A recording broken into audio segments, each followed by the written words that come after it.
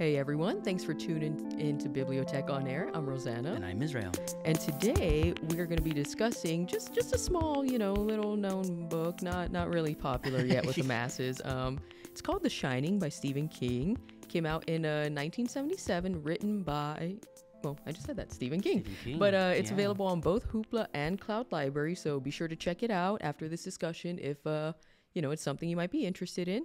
And today with us, we have Michelle Villarreal from our BiblioTech outreach team. Thank you for joining us, Michelle. Thank you for letting me be on here. Of course. And then we have content creator Lauren Cortez with us, who uses their library card more than their debit card. Mm-hmm. And she can be found on Instagram at Lauren's Library Card. Thank you very much for joining us. Yes, thank you guys for having me. Yeah, and Lauren, could you briefly just introduce yourself, what you do, what inspired you to start making content? Sure. So again, I'm Lauren Cortez. I'm actually a pediatric speech therapist with a big love for the library. So I created my bookstagram account, Lauren's Library Card, in June of 2021 or 2022. It's been 2 years. So 2022, I joined. I kind of accidentally stumbled upon Bookstagram, not knowing really what it was. Didn't know. I have been posting book reviews on my personal Instagram stories for like 3 years to a lot of my friends who are not big readers. So when I found Bookstagram, I saw it was loaded with people, bookshelves galore, and just a ton of books. And it was just funny to me because I personally don't own books. I've always used my library card. So I thought to myself, I would be welcomed in this community. I don't know what I could give. And then I was talking about it with my dad once, and he goes, "Well, you love the library. Why don't you just talk about the library a lot?" So I could do that. So kind of did a little alliteration with Lauren's library card, and I've been advocating for the library. I've inspired more people to get the library cards. So it's been such a fun creative outlet for me. Perfect. Yeah, you're doing great stuff, and great. Well, with that being said, again, thank you for joining us. Let's get into our questions. So, first one, what were your initial thoughts when reading The Shining, and did it meet your expectations for a Stephen King novel? I'm going to start it off. So this is the first Stephen King novel that I've read, and expectations, I was always pretty a little bit nervous to take on a Stephen King novel. I felt like it would be too hard to read. I wouldn't be able to follow it. I feel like there'd be too many characters or things like that. But I was looking for something really intriguing. I think The Shining might have popped up on TikTok, like the book, and I was like, okay, I'm gonna give it a whirl, and I loved it. Oh, I loved it. Yeah. Had you read it before, Rosanna? No, this was my first time reading it. Obviously saw the movie years ago, and like you said, this was my first Stephen King novel as well, and it was good. It was, I think, very easy to follow. Yeah. As far as when I was reading it, I don't think there were any plot points that made me kind of be like, well, what happened to that though? Like, honestly, I think it was a pretty good pick for a first Stephen King novel. I think so too. Yeah. What about y'all? What did y'all think? Well, so this is my fourth Stephen King novel. Definitely one of the most intimidating, I think. I started off with like Misery and Fairy, but this one was one that I kind of put off for a good while. But I always had that. I think my biggest regret going into it was that I had expectations from the movie, which I've learned, as y'all probably did too, in reading, that it's much different than the movie. Very much. And I found out later on too that the movie is more like loosely based off of it, not technically like adapted. Yeah. So I think knowing that, if I were to recommend this, for sure going in with like that mindset. But that being said, I loved it. I love the characters. I love the setting. I love the plot. It was all what I expected it to be. Yeah. So I saw the film when I was like super young. I don't even remember how old I was. And then I just kept seeing it. Like I would watch more pop culture stuff that were talking The Shining, the film. And so I was like, you know what? I need to read something of Stephen King. I started with Carrie, didn't like it. Then I did Salem's Lot, hated it. And I was like, you know what? I'm never going to read his again. Blah, blah, blah. And then I went to see, with one of my good friends, I went to see I wrote it down, Sleep. Dr. Sleep. And I loved the film, and I was like, you know what? I'm going to read it. I'm going to read the book. Like, I'm going to read The Shining, and then I'm going to read Dr. Sleep. So I did.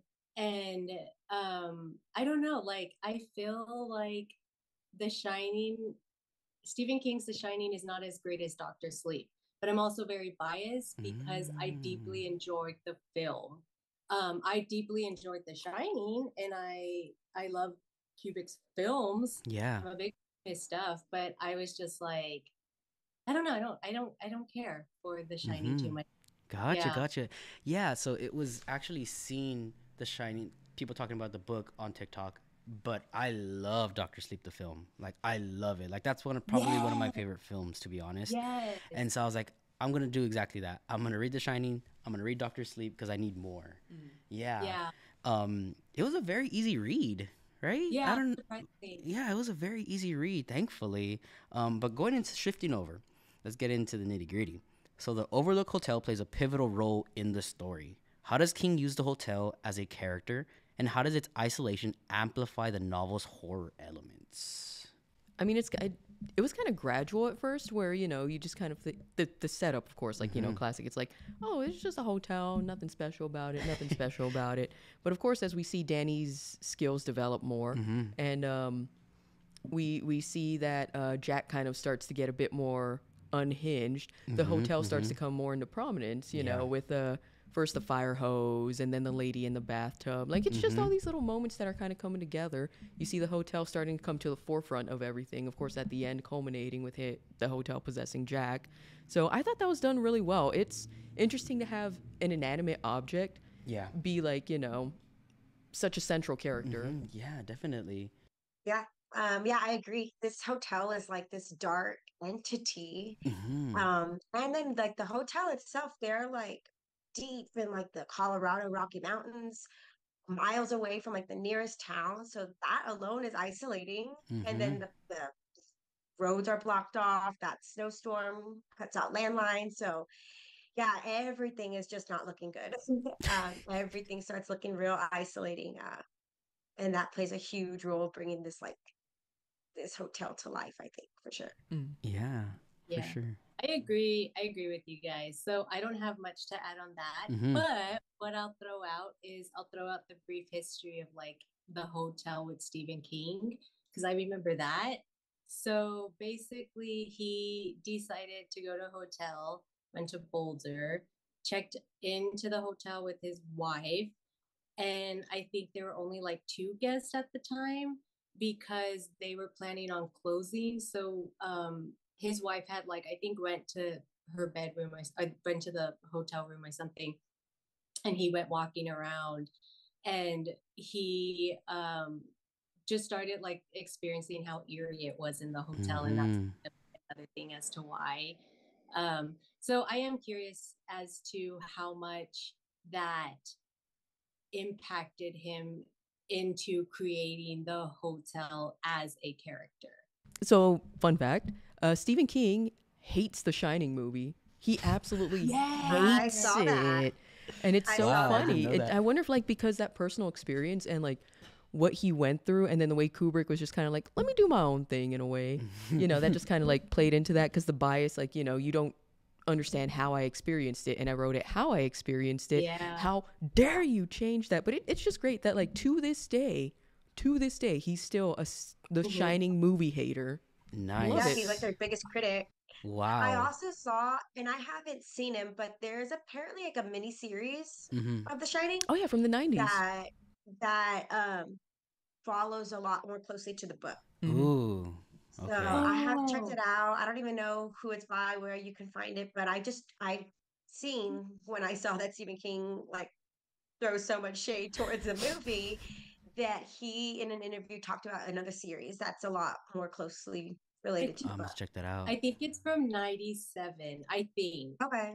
Don't quote me. Maybe. Yeah. I like that. No, but era I too, haven't so, seen it, but I'd love to, because if that's something that he's like if Stephen King himself Right? says Yeah. enjoys more, I'm Maybe like, I want to signing know off what on that's it. all about. Yeah. Yeah, for sure. So let's get into Jack, right? How does Jack's personal history, including his struggles with addiction, anger, influence his transformation throughout the story? We'll start off there because this is kind of a two-parter question. I'll start. Mm-hmm. So yeah, so I once had watched an interview with Stephen King, and he talked about I don't know if this was happening while he wrote the book. I can't remember. But the timeline was kind of like he was an alcoholic at the time, abusing Mm. alcohol. And his wife and I think maybe his kids or his kid at the time were kind of like telling him, you're kind of like messing up your life. You need to, roll back and cut it. And he talked about like how that had influenced Jack throughout the novel because of just his addictive habit of Mm-hmm. drinking, and being so easily influenced by the hotel. So I thought that was quite an interesting take on how an author can connect their stories or Mm-hmm. their character to their own personal Mhm. Yeah, history. definitely. Yeah, it really Jack's struggle with addiction and his anger, it really he was predisposed like to be influenced by the hotel, to be Mm-hmm. easily Right, like just used and that setup. manipulated. Yeah, like he was the perfect target. Like This there's was this like, weak-minded guy who's going through, well, I mean, I mean, no, kind yeah, of, no, because yeah, you're still maybe even going through withdrawals, or like yeah. that's your Yeah. coping mechanism. So when you're already on like that fine balance, your nervous system is just Yeah, he's like then, constantly saying, "I don't want to break my son's arm again. I don't want to break my son's arm again. Please, and then please, the way please." he's just popping the Excedrin, like Yeah, Oh, jeez. that Excedrin was crazy. Like I was reading that part, or that because it was several parts that it happened. I was like, God damn, I did not know that was a thing. I was like, well, I'm glad I don't know that's a thing. But it really set him up to be influenced and transformed to be this. I mean, I don't know. Was it even Jack at that point? Like towards the end of the book, is it Jack? I thought he was just completely possessed by the hotel at Yes. that point, Yeah. like just Yeah. gone. Yeah. And Yeah. it's interesting because like there's this one part I remember when I read it with the CB radio, like their only contact to Mhm. outside world. Mm-hmm. And like y'all said, with his how weak he is internally and all the internal demons he's going, battling, when he starts hearing the voices of his like late abusive father, Mm-hmm. like I think he like attacks the radio, he breaks the radio, Yeah. but then there's like this little turning point where he's out of it, he realizes what he's done, and he's like deeply regretful, like Mm-hmm. he's remorseful. So I feel like deep down he is just trying to fight Mm-hmm. what's Yeah. taking over him. Mhm. So Yeah. I like True. he's there, he's in Yeah, there. Yeah, definitely. like would you consider Yeah. Jack a bad guy, like a genuinely bad guy, or just like kind of a I think, victim of himself and the circumstances? yeah, and yeah, I think just a victim of the abuse that he endured, from his father. The cycle. The cycle. But shifting over to Danny, right? He's now 6 years old in the current time of the book, right? So, in what ways does Danny's shining ability influence his relationship with his parents, Jack and Wendy? And how do they respond to his gift? And what impact does it have on the family's cohesion? Like I think going back to like that isolation we've talked about, it's evident in the setting, and then now later in the book we find out this isolation is still evident in the characters. Mm-hmm. Mm-hmm. So I see it as like Jack was dealing with his own struggles with the addiction, and that's isolating.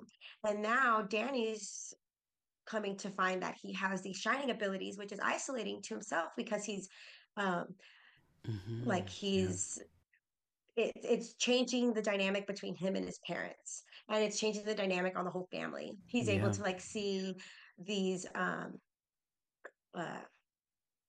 what are they, like he's able to see these, it's like both a blessing and a curse, I guess, for Danny. Mm-hmm. He's seeing these encounters, he's seeing these like Mm. unimaginable horrors Mm-hmm. in the house and of his parents. So I feel like it's very isolating, again coming back to that. That's true. I didn't think of it I that like that you way. mentioned That's a good that, point. yeah, because Yeah. the only Yeah. time we see him like opening up really a lot is with with his Halloran. mom at some points, but Halloran Halloran, yeah. in that moment, and that's probably the one moment where he's like, "There's someone else out there like me," and Halloran's like, "Yeah, there's more people like you than you think. But of course, he leaves, and it's just he's kind of trapped with this thing that he doesn't think he can tell his parents. And when he tells like the doctor and stuff, it's just kind of like, well, you know, he's just being a kid. He's just Yeah. being imaginative. And Danny, we see that he's a very smart boy. He's a very perceptive boy, you know, for his age. So all of that, it's just, yeah, it's not just Jack. It's definitely Danny, like, going through it too, like you said, Lauren. Yeah, definitely. You know, one of the things that was leaving an impression on me, I was like, he was only 6 years old, right? And this is a smart kid, as you were saying, very perceptive, and it got me thinking. I'm pretty sure I have a nephew who's 6 or a niece who's 6, but I'm like, are they that like smart? I'm like, I don't Like, know. we'll see some of the kids I come don't in know. here and, you know, like... Yeah. You know, and that's the other thing too. Working at a library, we encounter a variety of ages of kids, right? And so there are some of them who are 6 years old, 7 years old, things like that. And as I was reading the book, it would remind me, I'd be like, oh man, this is like Danny. This is Danny's age, you know? And I really like that, you know, because it really gives a different type of perspective. Yeah. You know, it makes it almost like real. And it's like, oh man, this kid is going through, like, this kid this age, it's Danny going through everything that he's going through. In terms of the question, the way it influences his relationship with his parents, I feel like his parents kind of always knew, right, that something was different about him, right? That he would say certain, like, he would read their minds, and he would be like what they said. Yeah. Right. Like at some point, when I guess he finally tells his parents, he says, "Oh, grandma doesn't like me," or "Grandma doesn't like you," to his mom Wendy. Yeah. Grandma thinks she could do better with me than you could. Yeah. And that Wendy was just like, "Oh, How do you know that?" And then What? about Wendy's sister too, where he knew that her sister died in a car accident. She's oh, like, I've never Oh, yeah. yeah. told him about this. Yeah, that And was then a the big phone part. call too, like, Yep. So it's, yeah, like I think it's also quite interesting because so the parents they started off being like fascinated and curious about it, and then throughout the novel, as they transition into the hotel, and the hotel then influences them and their surroundings, the parents type of their reaction to it kind of shifts. Like I feel like Wendy realizes, okay, this is a reality, we're not safe here, so her motherly instinct comes in.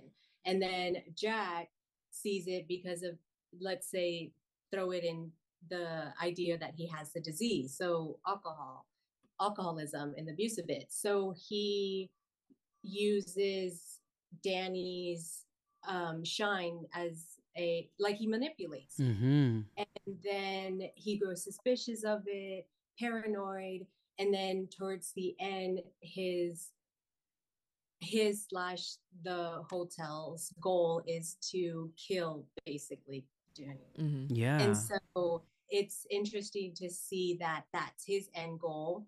And then the mother's goal is to protect her son and her. And she uses the shining to navigate out of the hotel and to navigate the system. Not the system, but the possession of the hotel. Yeah, right. definitely. She's definitely much more accepting of it a lot quicker than Jack is. Yeah.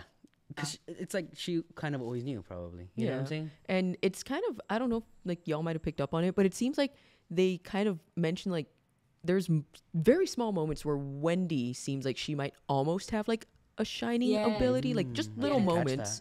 So maybe because she's already like kind of predisposition to that. Yeah. That's why she's like, oh, this isn't so far-fetched for my son to, you know, be a mind reader, you know, be clairvoyant, you know, be able to see like visions and stuff. How far is it where it's like, okay, she may have a little bit of it, of the shining, or it's just her as a mother in her. It's very true. That's true. That's very true. Or it could be both. Yeah, it could be a combination. I also wonder too, is like the fact that she took this role and he took that role in it, towards their son, how much of it was due to the society at the time? Yeah. You know, Definitely. like how much of that influenced his King's decision to have that be the outcome of them. Yeah, definitely. We're on the topic of Wendy, right? The next question kind of addresses like her maternal instinct. So Wendy's primary concern throughout the novel is protecting Danny from both Jack and the Overlook, right? Which we've kind of mentioned already. From the beginning, she is wary of the hotel's influence. How does her maternal instinct shape her perception of the Overlook, and how does this perspective evolve as the story progresses? So we kind of answered that first part, but how does it evolve as the story progresses? I feel like it only intensifies, right? Like, Oh, for right? sure. She Yeah. only becomes more protective. Yeah. Yeah. Well, I think also a lot of it goes back to like Wendy's own history with her mom that you kind of Mm-hmm. mentioned. So um I feel like she is this dedicated mother, but she's also this dedicated wife. Mm-hmm. I feel like she has this really strong, love for her son and her husband. I know that the relationship between her and her own mother were hard. Her mom felt like she was isolated because she was really close to her dad, I think. And I feel like sometimes Wendy gets this sense of jealousy too when she Mm-hmm. sees the relationship between Danny and Jack. Yeah. So, but at the end, just like her mom, or just like she still does what she can to help, or with Danny. I feel just that I see like she's trying to do better because of the relationship she had with her mom, maybe, and that's where Yeah. her maternal instinct I kicks can in. see. Yeah, definitely. There's two instances of her maternal instinct and just her natural wanting to protect Danny. When Danny has the nightmare, right? Or when he's it's the nightmare, but it's real to him. He's in like the bathroom with that lady like choking him, Oh, yeah, yeah, yeah. right? And so he wakes Oh, up and he has the hand marks of the bruises, or he has bruises of the hands on his neck. Mhm. She quickly blames Jack and she's like, get away. She takes Danny, she goes to a room, right? And that was her natural instinct. And that was too that, I don't know, it kind of seemed like she never, like, she was always like on standby Ever since the ever arm, since the arm which is incidents. understandable because Yeah, it seems like, yeah. obviously she's protecting just Danny at first from Hmm. Jack, but then afterwards she has to protect him from the hotel and the horrors and And stuff. herself as well, too. Mm-hmm. Yeah, because if something happens to her, then something's going to happen to Danny, Yeah. right? And one of the parts that I kind of found humorous, but I also really liked was when Jack is so Wendy takes Danny to the room, and Danny and Jack is there thinking about it, the situation, right? And he's like, I could have easily told her that I could have easily said it was her that did it, Mm-hmm. I could have easily blamed her, right? And he goes, nah, she would rather kill herself than harm Danny. And I was like, yeah, like, just thinking about my own life, my wife, I'm like, yeah, she would rather something happen to her than, our Mm-hmm. son and things like that. So it, She was. yeah. I'm sorry. No, go ahead. That just reminded me that you're right. She would do that because she would even. There was one point where after I think the arm incident, she put Danny in the car and she was about to go to her back to her mom's house Mm-hmm. oh, to for safety. And Mm-hmm. Yeah. knowing the relationship between her and her mom, she would rather even go stay mm, with her mom than be around Jack. So Yeah. that Mm-hmm. just says too. Oh Yeah, yeah, that speaks definitely. magnitudes. Definitely, definitely. Yeah, but it just, as the story evolves, she becomes more protective, and I think I may be misremembering. So if y'all can help, it's towards the end of the book when the climax is happening.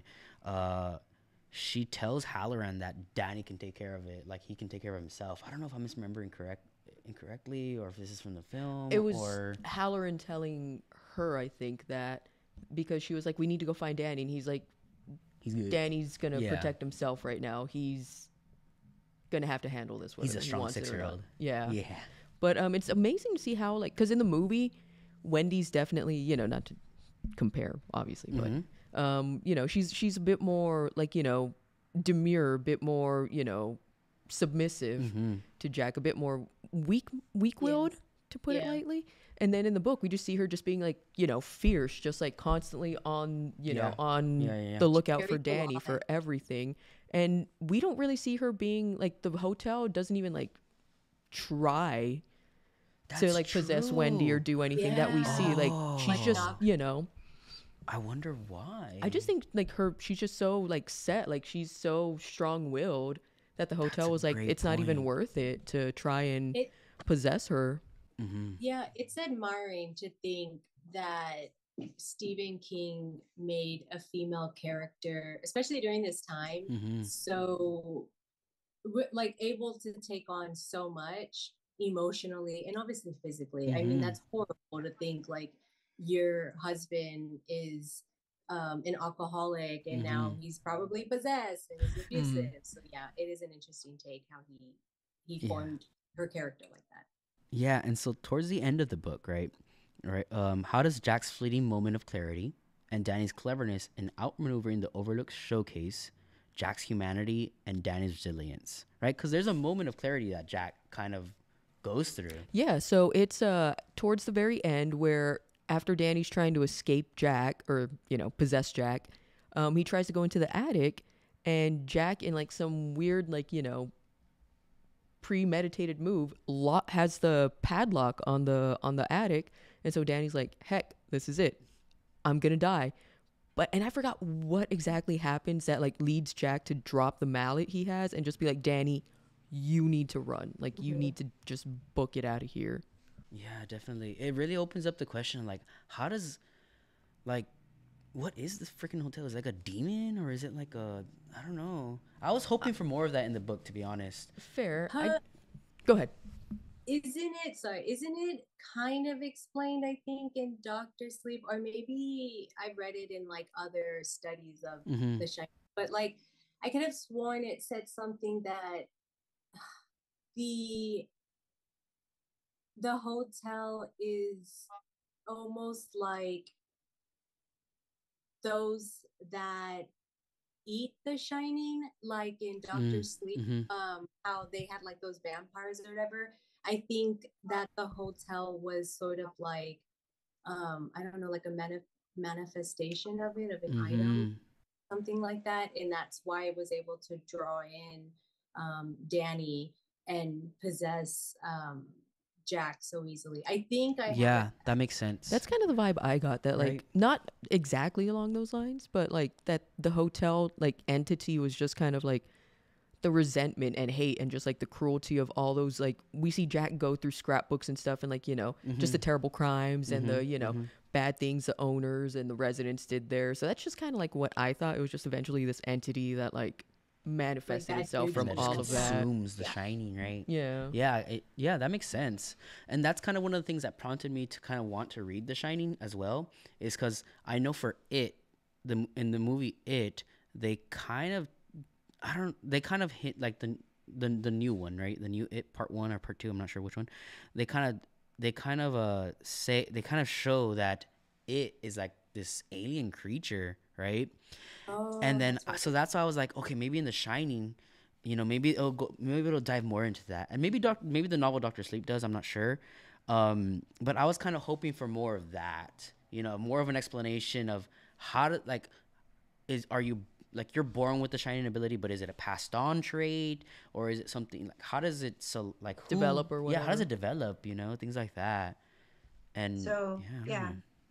for me, I really thought that like when we talk about the Overlook Hotel as a character itself, when I read it, I always imagined like, yes, it's this dark, mysterious, demonic entity that it tricks and it deceives Jack. But I also always felt that this hotel itself was almost kind of like a reflection of Jack and his own flaws. Oh. This hotel is like dark and it's mysterious. It has all these like crevices and corners and dark places within it, the hotel. And I just always thought, oh my gosh, Jack is the exact same with his own struggles. So I just saw this reflection being Jack.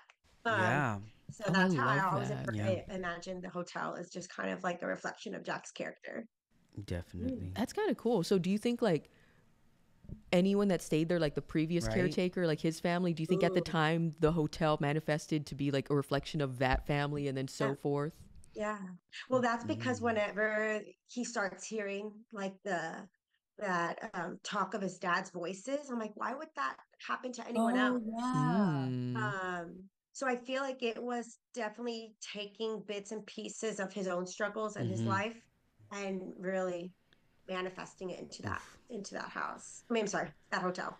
Yeah, I don't know. I've kind of heard things at my house. Not my father. Thankfully, I have a great relationship with him. But I don't know, man.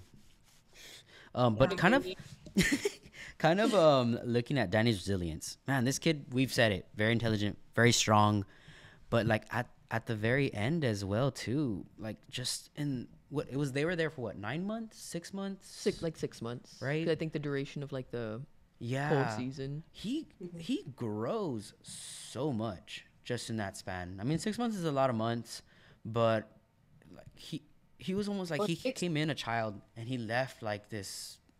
He left an adult, you know, to an extent, you know, having gone through this crazy experience, having now Halloran as, you know, almost like a mentor, you know, now. But yeah, like I can't, yeah, it's crazy. Very strong boy. Yeah, for a 6-year-old, definitely showing some remarkable resilience in the face of so much horror. I can't imagine. I mean, I was still scared of the dark at 6 years old. So Hmm. the fact that he's dealing with all of this, it really just shows how his bravery just Yeah. from beginning to end of the book. Yeah, and I'm interested to see, because I mean, in the film Doctor Sleep, he's like what, late 30s, early 40s, I don't know. But I Yeah. know in the novel he's in his 40s or he's 40.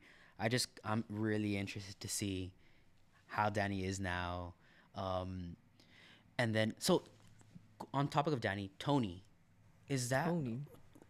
what was Tony like? It made it seem like it was kind of like a different part of Danny, like maybe Danny from the future, or like Danny, just kind of manifesting a different part of himself, like maybe a more mature part of himself. That's what I gathered. I don't know. What about you guys? I kind of saw it as, and I haven't thought of this in a while, but Mm-hmm. I kind of saw it as sort of like the Shining, like his, just as like his friend Mm-hmm. navigating him through life. So that's what it was. Mm-hmm. Yeah. Yeah. So it wasn't like a actual like a dead person that was found him I through don't The think so. Shining. Okay, that makes sense. That's that's kind of what I was thinking the whole time. But go ahead. Did someone else have something to say? No, I always just kind of saw it like an imaginary friend, but like also someone that he is not, someone a little Mm-hmm. bit Mm-hmm. stronger than him, someone a little bit more braver than him. So just kind of taking himself out of that more childlike mindset to try to be someone a little bit more, I guess, mature in those Yeah, Mm. situations that he was going that makes through. sense. I like that. It's so That sad to makes think a though lot more that like sense. he's had to mature so much, and at the end of the day, he's Yeah. just still a kid. Like Yeah. Yeah. he's, he wants to go outside and play. He wants to, go Mm-hmm. fishing. Yeah. And the fact that he had to mature and just grow up so much, that lost innocence right there. Yeah. It's sad. It is sad. Yeah, definitely. Why are you laughing if it's sad? I'm just like, man, that sucks. That's so horrible. You know what I'm saying? Because, like, as you're talking, I think of when he goes outside and he's in the tunnel, and I'm like, oh my, I can't imagine having to go through something like that as a 6-year-old. Like, that's insane. Yeah. Like, poor kid, you know? He got his dad broke his arm. He's seen these dead people. He had this freaking demon lady choke him, you know? The hedges that came to life and tried And to then like. the fact too, it's still his dad's body, you know.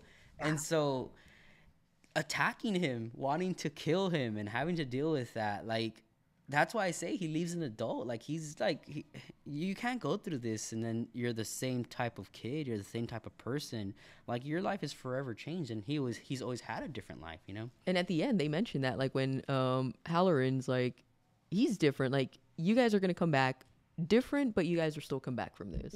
Yeah, definitely. Yeah, out of 5 stars, what would y'all give The Shining? Rosanna, go you for first. I'd probably give it a 4. Like it was enjoyable. I didn't obsess over it, but overall it was easy to follow. It was one of those like you pick it up, you don't quite want to put it down. So I'd give it like a solid 4, maybe 4.25. All right, 4.25. Yeah, 4.25. That's pretty good. I would give it a 4.5. I really liked it. I'm excited to read Doctor Sleep. And yeah, 4.5. What about y'all? I gave this one 4 stars. I thought some parts rambled. Mm-hmm. I thought some parts were necessary and did come together at the end of the story. But I mean, I didn't. I thought it was really good, Mm-hmm. and I would continue to recommend this one. So I'm gonna have to go with 4 stars. I'm gonna be a little harsh I think on Goodreads I gave it 2.5 stars. I Ooh, Two and think. a you are not half? kidding. I know, but I I love gave unpopular opinions. yeah, but I gave Doctor Sleep like 4 stars, or like I don't remember, like the 5 stars, whatever it is on Yeah. Goodreads. But I remember doing that because I love adapted works about Stephen King. I admire Stephen King's horror career, but I'm not a big fan of his literature because of just Mm, how he writes. gotcha. And I think also too, the horror that I like, it's more, it's kind of like Black Mirror. That's like that, the Netflix series. So I like that type of horror. I find it more enjoyable than something like this. So I think that's probably why. Um, but yeah, just remember really deeply enjoying Doctor Sleep, the book. Valid. Then the scene. It was good. I would obviously recommend it to other people though, because I do think it's a good piece of literature. Mm-hmm. And like everyone has a different take on horror, but Yeah. Yeah, definitely. Oh, that makes me more excited to read it. I think I'm gonna end the year with Doctor Sleep. Probably. I'm not as Yeah. fast. I'm I'm not as fast as Dr. readers Sleep. as y'all are. I only do audiobooks, by the way. So yeah, there's Ooh, that. Mm-hmm. Fun fact, I listened to The Shining on audiobook. yeah, so Nice. did I. Very good. How is it on That the was how I audiobook? approached this one. It's great. Yeah. Yeah, it's great on audiobook. Yeah, I think I mean Yeah. I speed it up, so I don't know. Huh. Yeah, I Like don't the get it. chipmunks are reading the book for me. Yeah, Yeah. yeah, yeah. But with that being said, we are going to be concluding this episode. But before that, we just want to say thank you to Lauren. Thank you to Michelle. Yeah, it was great having you guys on there, and I mean, y'all's yeah, and the perspectives y'all kind of gave on this, like that made me be like, oh, that's really interesting to see where they're coming from with this from the book. So definitely great to have y'all's take on the book. Yes, thank you for having us. Yeah, for Thank sure. you for letting me be on here. Of My course, first of course. podcast. Yeah.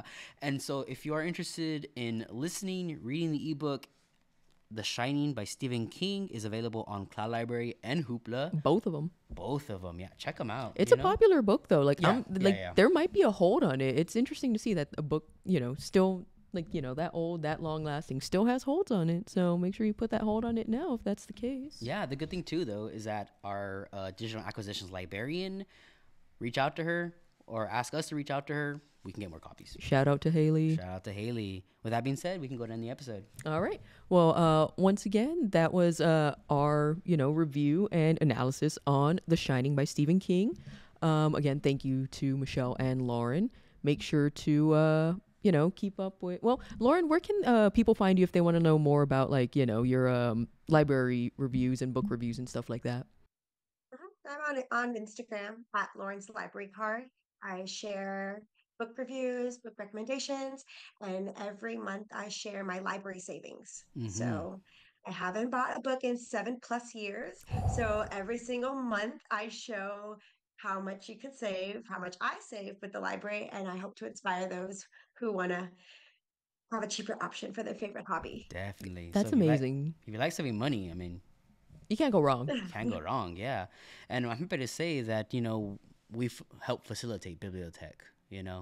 That's great. I'm glad we're able to provide a service, another public library here in Bexar County / San Antonio. Exactly. Options. Options. Yeah. All right, but we're going to end it there. Thanks again, guys. I'm Rosanna. I'm Israel. And we'll catch you on the next episode. Bye. Bye.